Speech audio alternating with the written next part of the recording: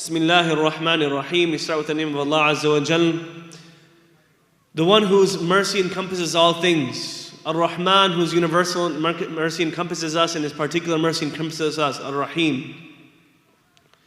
Allah Azza wa Jal gave us existence, and after that He continues to give us existence. He gives us food and He continues to give us food. And He has set certain bounds in the Sharia, and that is Ar-Rahim. Ar-Rahim is the one through His mercy we have received guidance. His particular mercy has come to us, that it doesn't come to every individual. Ar-Rahim is the one whose mercy is the particularities. Among those particular mercies that Allah Azza wa Jalla has given us is the fact that He has made us believers. And He has made us people who have times in the year that remind us of our connection to Him. And tonight might very well be the beginning of Ramadan, or tomorrow might be the beginning of Ramadan, depending on the moon sighting. And this month is one of those times where we reinvigorate our relationship with Allah Azza wa Jal. We connect our hearts back to Allah Azza wa Jal. That we connect our hearts back to the Sunnah of His Habib sallallahu alaihi wasallam, who that Prophet ﷺ is the greatest of his particular mercies.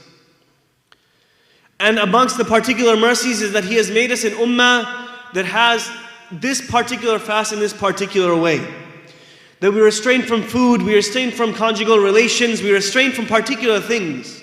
When previous previous nations have had fasts prescribed unto them, but their fasts were harder. That they were denied speaking during their fasts. So Allah Azza wa Jalla says, Ya ayyuhal ladhina amanu, O you who believe. And this is Allah Azza wa Jalla's pre-eternal address to us. We have to realize that Allah Azza wa Jalla is addressing each and single one of us. That none of us are excluded from this address. Ya ayyuhal ladhina amanu, kutiba alaykumus siyam. That fasting is prescribed upon you, kama kutiba ala alladhina min qablikum, as it was prescribed on previous nations. And this is Allah Azza wa Jalla's reminder to us that other nations have received the mercy of knowing to fast, but their fast was not like ours. Kutiba siyamu alaykum. Ya ayyuhal ladhina amanu, kutiba alaykum siyam, kama kutiba alal ladhina min qablikum. Why? La'allakum tattaqoon. So that you might have taqwa, that you might have God wariness, that you see Allah Azza wa Jal, that you see Him and His command. You see what is demanded of you in every moment. You see Allah Azza wa Jal, and you see that He is addressing me. That had He not had care for me, He would not have addressed me. We see that as a mercy. And He has charged me with the responsibility of holding Him in front of us, as is appropriate to His majesty. Through taqwa, through God wariness. Being aware that Allah Azza wa Jalla exists and He has commands and prohibitions. And those commands and prohibitions are in our interest. And He has given us this fast as a reminder that nothing really is stopping us from eating, drinking, and so on and so forth, other than the fact that Allah Azza wa Jalla said you cannot drink and eat during these times. It's God wariness, it's taqwa that stops the believer from consuming something that's licit, that's legal, that they're allowed to consume in any other time. A cup of water, or whatever it may be. Your favorite meal, mac and cheese or biryani, or whatever it may be. That's licit for you. But taqwa, your consciousness of Allah's command and prohibition, is what stops you from eating, drinking, and so on and so forth. That this month is a reminder that we are on a consistent ascent, a consistent journey towards Allah Azza wa Jal. And that's a journey of taqwa. That's a journey of finding ourselves aware, to be aware of Him, to whatever degree that we may reach in that. And so there's different levels of fasting. The Prophet ﷺ said that some people fast and stand in the nights of Ramadan and all they receive is hunger and tiredness. And if that's what we receive, then perhaps we haven't really ascended. We haven't taken steps on the journey. And so this fast is not to make us hungry. The nights of prayer are not to make us tired. The lack of sleep is not to make you tired. It's not to give you brain fog. It's not to give you the inability to focus at work or at school. It's for taqwa, for God consciousness, for God wariness, to put Allah Azza wa Jal as at the forefront, to see Him Azza wa Jal to see Him Azza wa Jal come first before everything else. And this happens in 6 ways. Number 1, to protect the eyes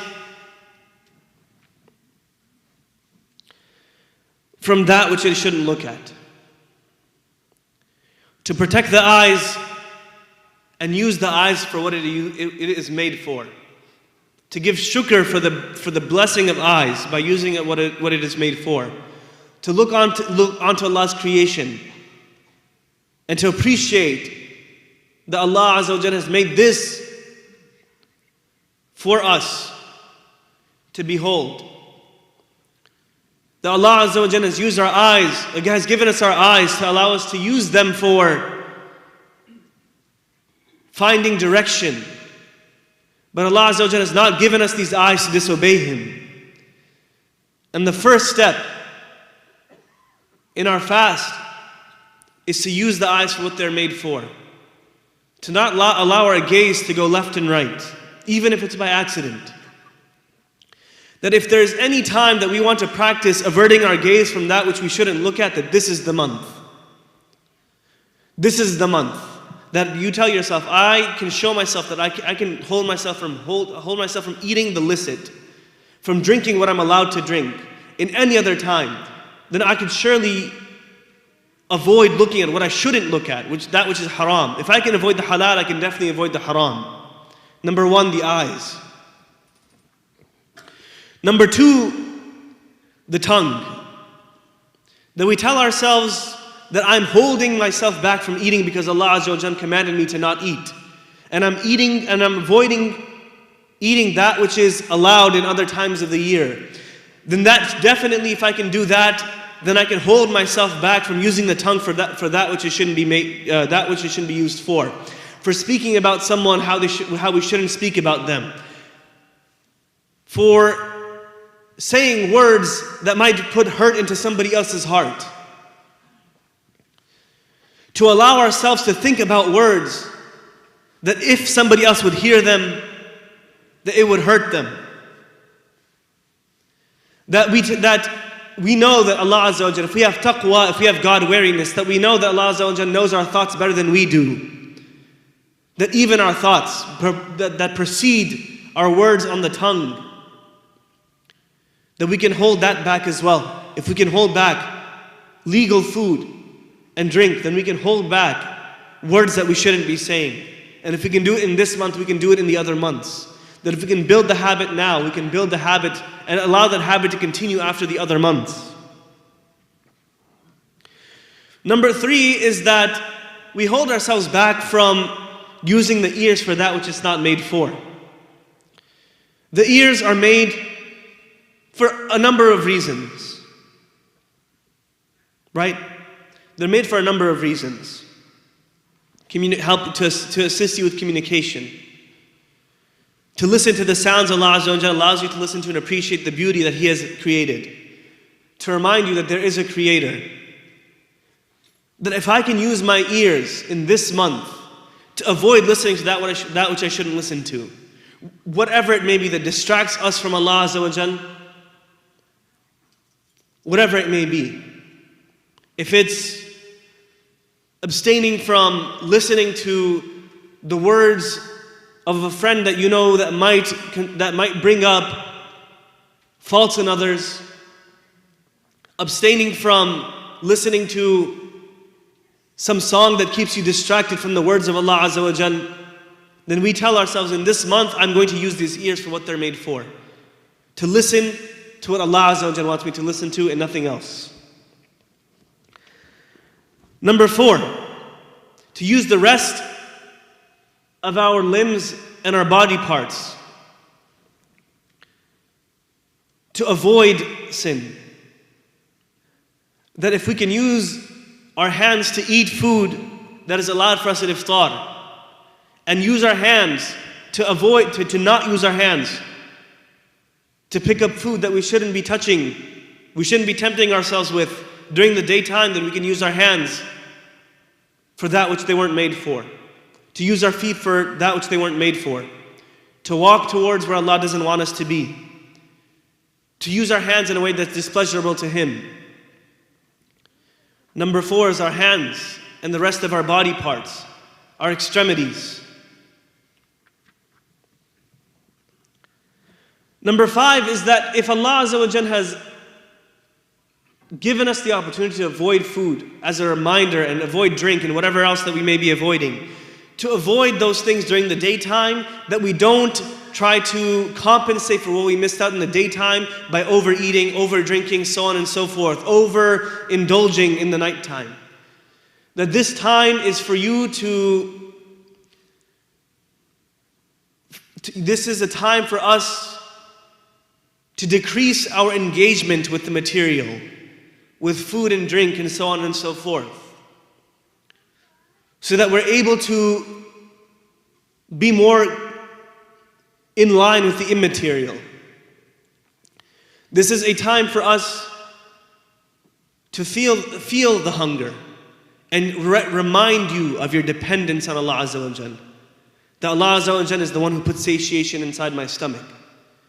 That before suhoor comes, we don't drink 3-4 water bottles hoping that it'll be preserved throughout the day, that it'll keep us going throughout the day. We don't try to fit 3 meals in between 7:30 and 5:30, in between those 9 hours. Iftar, enough to keep your back straight and pray, and suhoor, enough to allow you to do your actions of the day.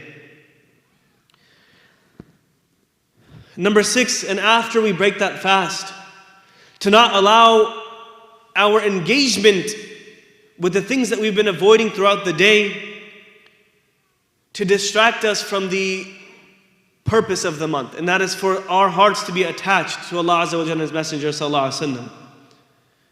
That even in the time when we are eating and drinking and spending time with family, whatever it may be, this does not become a time, at least in this month, that it does not become a time when we allow our hearts to become attached to things that our heart shouldn't be attached to. That there's nothing wrong with spending time with the family. There's nothing wrong with being at our jobs. There's nothing wrong with keeping ourselves entertained enough.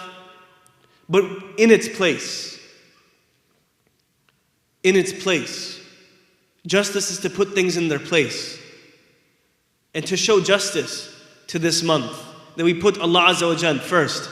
And when we see that we can put Allah Azza wa Jal first in this month, and we can never fulfill completely justice to Allah Azza wa Jal, but we can at least begin to try and show ourselves in this month how much we can do. أقول قولي هذا واستغفر الله لي ولكم ولسائر المسلمين يا قوم استغفروه إنه هو الغفور الرحيم.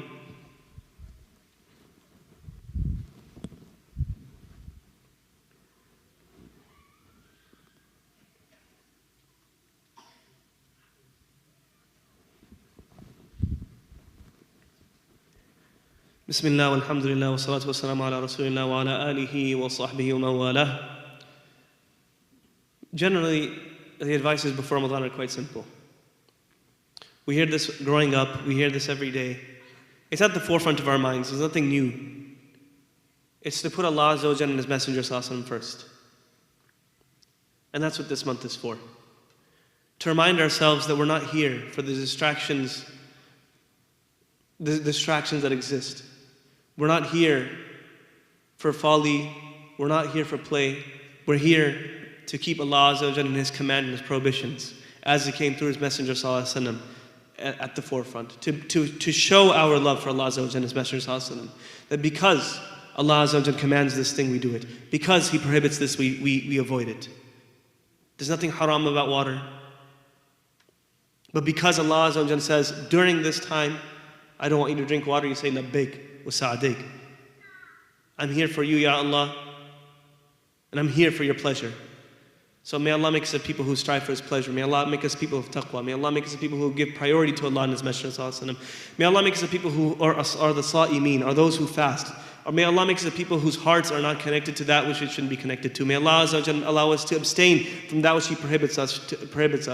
May Allah Azza wa Jalla allow us to be people who enact the acts that He wants us to enact. May Allah Azza wa Jalla allow us to keep Him at the forefront. May Allah Azza wa Jalla allow us to be people who in every step we take, we put Allah and His Messenger Sallallahu Alaihi Wasallam first, and we first think about what Allah and His Messenger Sallallahu Alaihi Wasallam want. May Allah make us a people of love for Him and for His Messenger Sallallahu Alaihi Wasallam and for our families, and for this month, and for the other months, and for the lives that we've been given, and to value those lives that we've been given, and to value the people that we've been given, to value the families that we've been given, to value the food that we've been given, and to value the drink that we've been given, to value the relations that we've been given. May Allah make us a people who value what we've been given, to give shukr, to give gratitude for what we've been given, and to give shukr by means of taqwa, to see Him Azza wa Jalla as the one who gave it to us, and give us shukr that He is the one who gave it to us in the most perfect manner. And had anyone else given it to us, though it is impossible that anyone could give it to us, that had anyone else given it to us, it would not be in the manner that He gave it to us.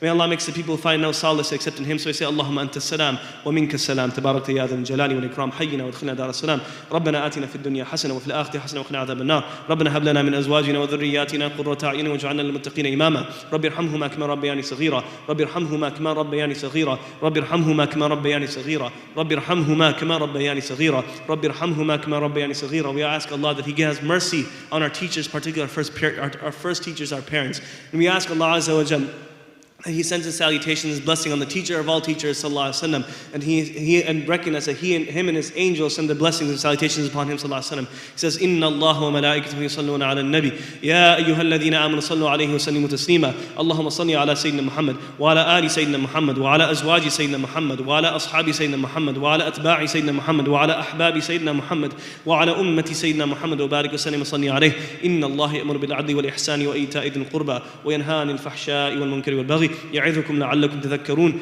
اذكروا الله يذكركم. Remember Allah and He'll remember you. وَدْعُوهُ يَسْتَجِبْ لَكُم. Call upon Him and He'll answer you. وَلَذِكْرُ اللَّهِ أَكْبَرُ. The remembrance of Allah is greater. وَأَقِمِ الصَّلَاةِ.